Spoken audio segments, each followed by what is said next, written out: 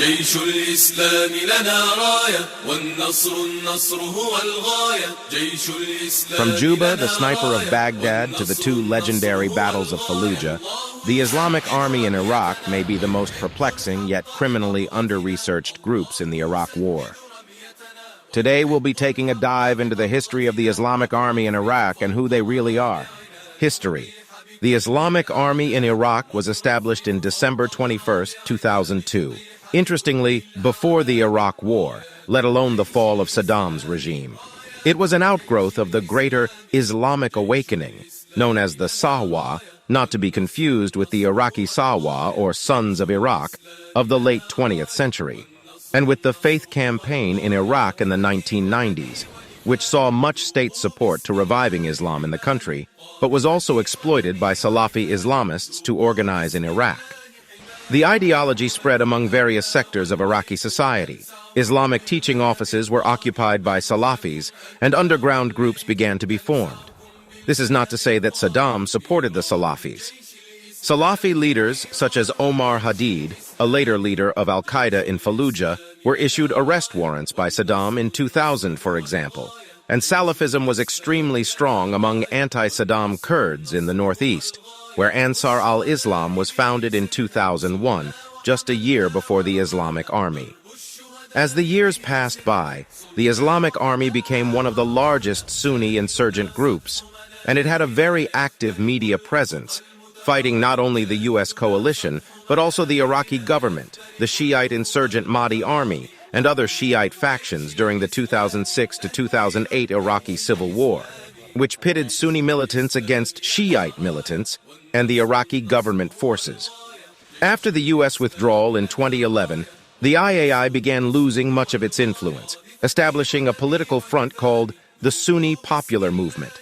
It seemed as if the fervor of the insurgency died down. In late 2013 and 14, the Iraqi Special Forces of Nouri al-Maliki began cracking down on Sunni protests, which led to a massive resurgence of Sunni insurgency, bolstered by the rise of ISIS on the Syrian border and their recent campaign of prison breaks in Iraq, freeing many imprisoned insurgents. The Islamic Army made a resurgence and was fighting alongside other Sunni groups against the Iraqi government.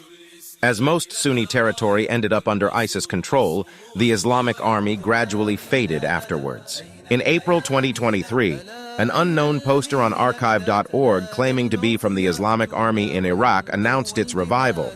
However, as of the writing of this video, it hasn't been confirmed. The Islamic Army in Iraq engaged in urban street fighting with small arms and mortars, IED attacks, suicide bombings, and sniper attacks. They also possessed man-pads, which were used to down multiple U.S. aircraft throughout the war.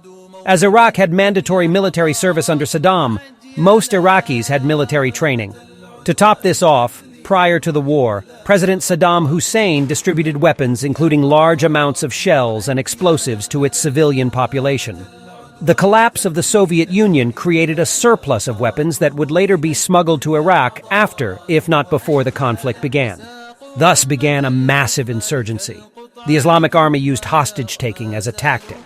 15 hostages were recorded as being taken by the Islamic Army in Iraq, 6 of which resulted in execution, 2 of which were allegedly beheadings. In October of 2005, the group posted its infamous video, Juba, the Sniper of Baghdad. Juba was a name given before the release, of a sniper noted by the U.S. military as a sniper that would shoot single bullets at American soldiers before disappearing. The IAI monopolized this persona in a series of videos that showed over 80 U.S. soldiers and Marines shot by sniper bullets, as well as many Iraqi soldiers and policemen. The exact identity of the sniper Juba in the videos has come to question, because of the second release detailing the Islamic Army Sniper Brigade as a whole. Some have taken Juba to be a pseudonym really referring to several snipers of the Islamic Army in Iraq.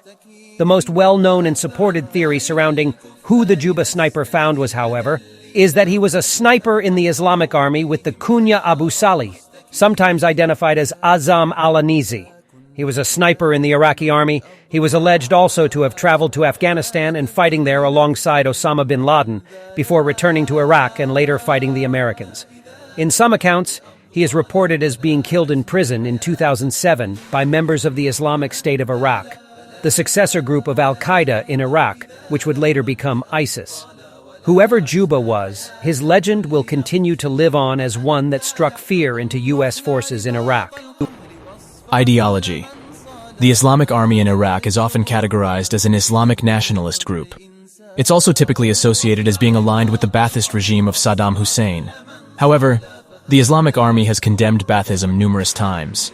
In an English-translated interview with Amin Jawad al-Tamimi, the IAI interviewer says their goals are, quote, establishment of a Sunni region in which the law of God rules and the al-Sunnah are enlightened.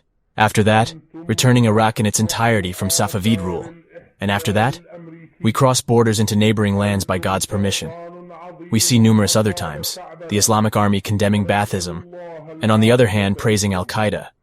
It should be noted that the Islamic Army never officially uploaded videos of their fight against Al-Qaeda, despite many commanders clashing with them.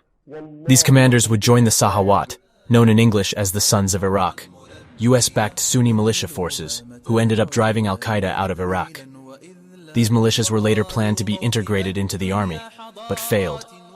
Many years later, ISIS has officially accused the Islamic Army multiple times of being part of the Sahawat in its official magazine. However, this is based on the same faulty reasoning of some IAI commanders joining the Sahawat, which did not represent its official position. We can also get a glimpse of the IAI's ideology by looking at their official magazines. In it, they quote Saudi Sawa scholars like Safar al-Hawali, who are Islamist-oriented towards the Muslim Brotherhood, but not as extreme as Salafi jihadists like ISIS. These are often referred to derogatorily as Sururis. What can be said about the ideology of the Islamic Army in Iraq is that they are a Salafi Sunni Islamist group that fought for an Islamic state in Iraq, but had an ultimately international agenda in the long term as an outgrowth of the Islamic awakening. Conclusion. The Islamic Army in Iraq was a very influential yet underlooked group of the Iraqi insurgency in the grand scheme of things. While not as well known as Al-Qaeda, they had a massive military and media presence which rivaled Al-Qaeda and challenged the U.S. coalition and Shiite power in Iraq. Thank you all for watching.